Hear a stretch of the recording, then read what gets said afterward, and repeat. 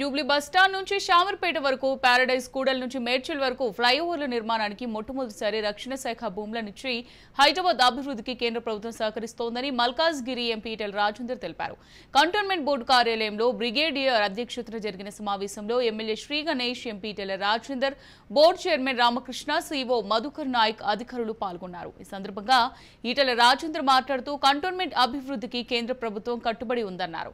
అనేక ఏళ్ల నుంచి ఉంటున్న పేద ప్రజలకు స్థలాలను రాష్ట్ర ప్రభుత్వం భూమిని కేటాయించి క్రమబద్ధీకరించాలని, చనిపోయిన 125 మంది పారిశుద్ధ్య కార్మికుల కుటుంబ సభ్యులకు కారుణ్య నియామకాలు చేయాలని విన్నవించినట్టు వెల్లడించారు. అనంతరం ఎమ్మెల్యే శ్రీ గణేష్ మాట్లాడుతూ కంటోన్మెంట్ అభివృద్ధికి రాష్ట్ర ప్రభుత్వం పూర్తి సానుకూలంగా ఉందన్నారు. ఇటీవలే 5.4 కోట్ల నిధులు విడుదల చేయడం జరిగిందని తెలిపారు.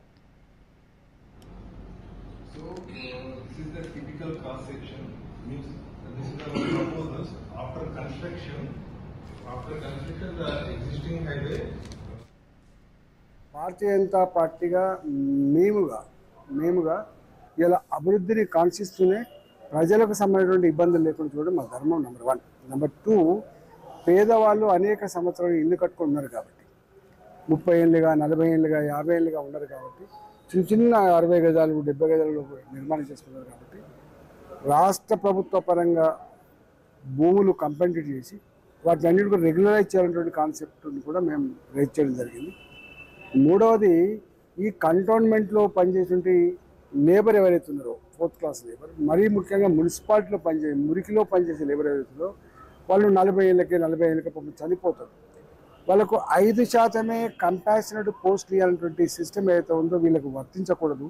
దీంట్లో ఎక్కువ మంది చచ్చిపోతారు, 10% చచ్చిపోతారు, 15% చచ్చిపోతారు. కాబట్టి వాళ్ళకి కంపాషనేట్ పోస్టులు ఎంతమంది అయితే చనిపోయినారో 125 మంది పెండింగ్ ఉన్నాయి కాబట్టి ఆ 125 మందికి ఇలా వాళ్ళకు కంపాషనేట్ పోస్ట్ ఇవ్వాలనేటువంటిది కూడా చర్చ జరిగింది.